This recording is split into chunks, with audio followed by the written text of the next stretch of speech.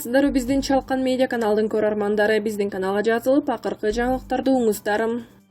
Садыр Жапаров Манасчы Дөөлөт Сыдыков менен көрүштү. Сиздин чыгармачылыгыңыз бул улуу кыргыз эпосун сактоо гана эмес, кыргыз элинин руханий турмушуна да баа жеткис салым. Мындай сөздөрдү Садыр Жапаров Манасчы Дөөлөт Сыдыков менен жолугушуу учурунда айтты. Кыргыз элинин руханий жана маданий мурастарынын улуу дөөлөтү бул Манас эпосу. Кыйын мезгилдерде Манастын образы, манасчылык өнөрү аркылуу кыргыз элине күч кубат берет. Азыр ар бир адамдын мамлекеттин өнүгүүсү боюнча өзүнүн позициясы жана көз карашы, дүйнө таанымы бар. Бирок Манаска келгенде баарыбыз бирбиз. Сиз жаңы рекордту гана жаратпастан элди биримдикке чакырдыңыз, деди Садыр Жапаров. Барлашуунун жүрүшүндө Манасчы чыгармачылык чөйрөдө кездешкен тоскоолдуктар тууралуу айтып берди. Чыгармачыл инсандардын пикирлерин уккан соң Садыр Жапаров Кыргыз Республикасынын өкмөтү салтуу чыгармачылыкты өнүктүүрүнү аркылап жүргөн жактардын көйгөйлөрүн тез арада чечип берүүгө болгон күч аракетин жумшаарына ишендирип кетти. Жолугушуунун соңунда Садыр Жапаров Дөөлөт Сыдыковго баалуу белектерин тапшырып, чын ден соолук жана ийгилик каалады.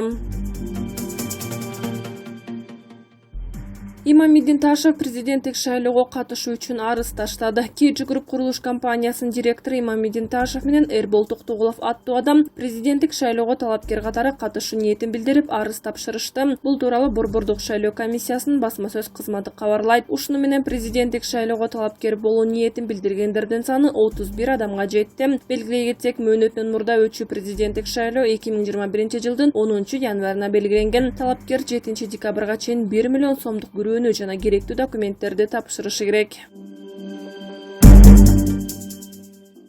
Колдорунда рюмка. Сооронбай Жээнбеков менен Атамбаевдин сүрөтү жарыяланды. Экс-президент Сооронбай Жээнбеков менен мурдагы президент Алмазбек Атамбаев жубайлары менен бирге колдоруна рюмка кармап турган сүрөттөрү жарыяланды. Сүрөттөрдү Facebook баракчасына жарыялаган Кубат Макешов аттуу адам анын качан тартылганын жазган эмес. Учурда интернет колдонуучулары мурдагы президенттердин сүрөттөрүн социалдык тармактарда бөлүшүп, кызуу талкуулап жаткан чагы. Буга чейин эл арасында Сооронбай Жээнбеков такыбада, ал 5 мал намаз окуйт деген сөздөр айтылып келчү. Экс-президенттин жума намазга барган учурдагы сүрөттөрү менен видеолору азырда жарыяланып турат. 2019 жылдын март айында Алмазбек Атамбаев 10 грамм стаканым бар, мен кызылынан ичем, Сооронбай Жээнбеков агынан алат деген сөзү менен элди күлкүгө салган. Садыр Жапаров менен Касым-Жомарт Токаев эмнени талкуулады. Бүгүн 13 ноябрда президенттин милдетин аткаруучу премьер-министр Садыр Жапаров Казакстандын президенти Касым-Жомарт Токаев менен телефон аркылуу сүйлөштү. Сүйлөшүүнүн жүрүшүндө күн тартибинде турган эки тараптуу маселелер жана эки мамлекеттин ортосундагы жакынкы келечектеги кызматташуу кадамдары талкууланды. Садыр Жапаров Касым-Жомарт Токаевке коронавирус инфекциясынын пандемиясы менен күрөшүүдө Кыргыз Республикасына көрсөткөн гуманитардык жардам үчүн ыраазычылык билдирди. Ошондой эле президенттин милдетин аткаруучу Кыргызстандын Казакстан менен саясий кызматташууну мындан ары да бекемдөөгө, соода-экономикалык жана маданий гуманитардык байланыштарды кеңейтүүгө чечкиндүү түрдө ниеттенгендигине ишендирди. Соңунда президенттин милдетин аткаруучу Садыр Жапаров Кыргызстан менен Казакстан ынак коңшу, ишеничтүү дос, стратегиялык өнөктөш жана союздаш экенин дагы бир жолу белгиледи. Садыр Жапаров мамлекеттик тил сынагын тапшырды. Президенттин милдетин аткаруучу премьер-министр Садыр Жапаров мамлекеттик кыргыз тил сынагын тапшырып, андан ийгиликтүү өттү. Бул тууралуу президенттин сайты кабарлады. Маалыматта айтылгандай, мамлекеттик тил сынагы 5 субтесттен турат. Тест лексикалык жана грамматикалык ченемдерди иш жүзүндө колдонуу, маалыматты угуп, окуп түшүнүү, өз оюн жазып жана оозеки түрүндө айта билүү жөнүндө баалайт. Садыр Жапаров шайлоого катышаарын 25 октябрда Кочкор районунун эли менен жолугушууда билдирген. Борбордук шайлоо комиссиясына расмий арыз берелек. Президенттин жана жогорку кеңештин депутаттарын шайлоо жөнүндө мыйзамга ылайык президенттик кызматка талапкерлигин көрсөткөн адамдар 14 ноябрга чейин, ошол күндү кошуп эсептегенде, БШКга арыз бериши керек. Кыргызстанда мөөнөтүнөн мурда өтчү президенттик шайлоого катышуу максаты менен 13 ноябрь түштөн кийинки карата БШКга 27 жаран документтерин тапшырды. Алар Адыхан Мадумаров, Арстанбек Абдылдаев, Кубан Чороев, Назарбек Нышанов, Бектур Асанов, Канатбек Исаев, Абыкар Сыдыков, Сазыкбай Турдумалиев, Нурлан Мотуев, Рашид Тагаев, Жеңишбек Байкутиев, Клара Соронкулова, Аймен Касенов, Азамат Эсенбеков, Кубанычбек Кадыров, Асланбек Малиев, Садык Шернияз, Үрүстөм Кабылбеков, Илгиз Товкеев, Бактыбек Калмаматов, Жамбыл Камчиев, Мыктыбек Арстанбек, Токтайым Умиталиева, Элеонора Турдубекова, Анар Зарипова, Кутумидин Базаркулов жана Бакыт Романов. Бакыт Бакитаев тапшырган арызын кайра кайтара алган. Кыргызстанда 4 октябрда кезектеги парламенттик шайлоо өтүп, тапшырганын бурмаланган жыйынтыгына нааразы болгон 10 чакты саясий партия 5 октябрда Бишкекте митинг өткөргөн. Митинг башаламандыкка айланып, бала куя бийликтин алмашуусун алып келген. Сооронбай Жээнбеков 16 октябрда президенттик кызматын тапшырып берген. Азыр президенттин милдетин элдик толкундоо убагында тарапкерлери түрмөдөн бошотуп алган жана кийин жогорку кеңеш премьер-министр кылып шайлаган Садыр Жапаров аткарып жатат. БШК мөөнөтүнүн мурдагы президенттик шайлоону келерки жылдын 10 январына белгилеген.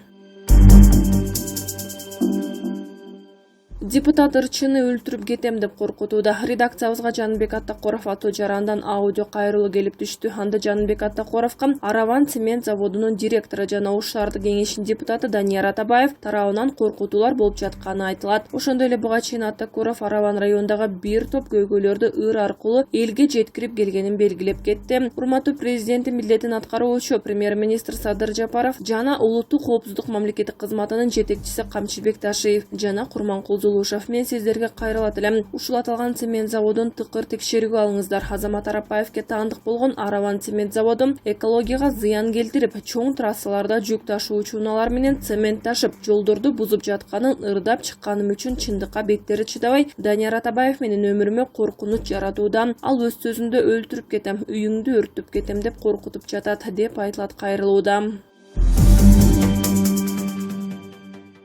Экс-министр Космосбек Чолпонбаевдин жүрөгүнө операция жасалды. Бүгүн 13 ноябрда мурунку саламаттыкты сактоо министри Космосбек Чолпонбаевдин жүрөгүнө операция жасалды. Бул тууралуу маалыматты журналисттерге министрликтен кабарлашты. Азыр ал реанимацияда дарыгерлердин көзөмөлүндө жатат. Космосбек Чолпонбаевдин операциядан кийинки абалы туруктуу. Эсиңиздерге сала кетсек, 22 октябрда кыйноолордун алдын алуу боюнча улуттук борборуна Чолпонбаевдин ден соолугу кескин начарлап, өмүрүнө коркунуч келтирип жатат деген билдирүү түшкөн. Ал ооруканага жаткырылган. Экс-министр Космосбек Чолпонбаев мамлекеттик экономикалык кылмыштарга каршы күрөшүү кызматынын кызматкерлери тарабынан 15 сентябрда кармалган. Ал 15 ноябрга чейин Бишкектеги СИЗО 1 камакка алынган. Ага шалаакылык жана кызмат абалынан кыянаттык менен пайдалаган деген айып тагылган. Вице-премьер-министр Сурабалдиева эне жана баланы коргоо улуттук борборундагы 2 жаңы имараттын салтанаттуу ачылышына катышты. Кыргыз Республикасынын вице-премьер-министри Эльвира Сурабалдиева Кыргыз Республикасынын саламаттык сактоо министрлигине караштуу эне жана баланы коргоо улуттук борборундагы 2 жаңы имараттын клиника-диагностикалык блок жана органдарды трансплантация гематология бөлүмүнүн салтанаттуу ачылышына катышты. Бул тууралуу өкмөттүн маалымат кызматы билдирди. Вице-премьер-министр белгилегендей, заманбап талаптарга жооп берген балдар медициналык мекемесинин ачылышы жалпы республикабыз үчүн маанилүү окуя болуп саналат. Жаңы корпустардын курулушу АС-САФА борбору коомдук бирикмеси тарабынан долбоордук сметалык документтерди медициналык жана медициналык эмес буюмдарды кошо алып караганда каржылаган. Демөөрчүлөргө ыраачылыгыбызды билдиребиз. Жаңы ишке берилген мекемелер балдардын ден соолугун чыңдоо максатында жемиштүү иш алып баруусун каалайбыз. Медициналык кызматкерлер жогорку квалификациялуу жана тажрыйбалуу адистерден туруп медициналык тейлөөнү мыкты деңгээлде көрсөтөрүнө ишеним билдирем деп белгиледи Эльвира Сурабалдиева. Мындан тышкары вице-премьер-министр балдардын онкогематологиялык имаратынын курулушуна капсула салуу иш-чарасына катышты. Белгилей кетсек, жаңы имараттардын курулушу 2019 жылдын август айында башталып, толугу менен Центр АС-САФА коомдук бирикмеси тарабынан каржыланган. Анын ичинде долбоордук сметалык документтер, медициналык жана медициналык эмес жабдуулардын жалпы суммасы 198 миллион 800 миң сомду түзгөн. Органдарды трансплантациялоо менен балдардын гематология бөлүмүнүн 1-3 кабаттуу имаратында операция бөлүмү, реанимация бөлүмү, 40 орундуу стационардык керебеттер жана 8 орундуу реанимация бөлүмдөрү, бөйрөктүн курч жетишсиздиги менен ооругандар үчүн 3 орундуу гемодиализ бөлүмү жайгашкан. Клиникалык диагностика бөлүмүндө консультативдик диагностикалык бөлүм жана керектүү медициналык шаймандар менен жабдылган лаборатория жайгашкан. Кудрет Айчабаров Бишкек эркин экономикалык аймакка жетекчи болуп дайындалганын жазды. Кудрет Айчабаров Бишкек эркин экономикалык аймакка башчы болуп дайындалганын социалдык тармактан жазып чыкты. Бүткүл дүйнөлүк пандемия учурунда өндүрүш катуу соккуга кабылып, андан сырткары мыйзам жактан болгон бут тосуулардын айынан Бишкек экономикалык аймактын субъектилеринин көбүнүн иши токтоп турганын эске алганда, биз ишти кайрадан баштап жаткандай эле жагдайда турабыз деп жазып калтырган ал. Премьер-министр Садыр Жапаров 28 октябрда Бишкек эркин экономикалык аймагынын башкы директорлугунан Дүйшөн Исралдиевди кызматтан алган. Ал бул мекемени 5 жыл жетектеген.